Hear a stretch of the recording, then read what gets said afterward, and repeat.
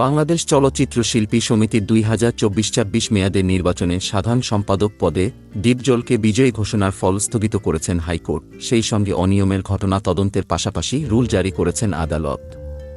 এক রিটের শুনানি শেষে সোমবার বিচারপতি নাইমা হায়দার ও বিচারপতি কাজী জিনাত হকের হাইকোর্ট বেঞ্চ রুলসহ এই আদেশ দেন।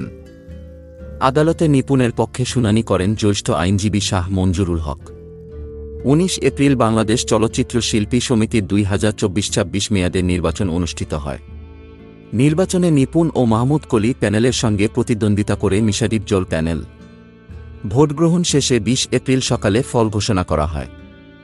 ঘোষিত ফলে সভাপতি পদে মিশা সওদাগর ২৬৫ ভোট পেয়ে নির্বাচিত হন, আর ১৭০ ভোট পান তার প্রতিদ্বন্দ্বী সভাপতি প্রার্থী মাহমুদ কলি। অন্যদিকে মাত্র ১৬ ভোটের ব্যবধানে সাধারণ সম্পাদক পদে মনোয়ার হোসেন ডিপজলের কাছে পরাজিত হয়েছিলেন নিপুণ আক্তার, যেখানে ডিপজল পান ২২৫ ভোট আর নিপুণ আক্তার পান ২০৯ ভোট। ভোটের ফল ঘোষণার পর নিপুণ ডিপজল ও মিশাকে ফুলের মালা পরিয়ে দেন। পরে নিপুণ এ বিষয়ে রিট করেন।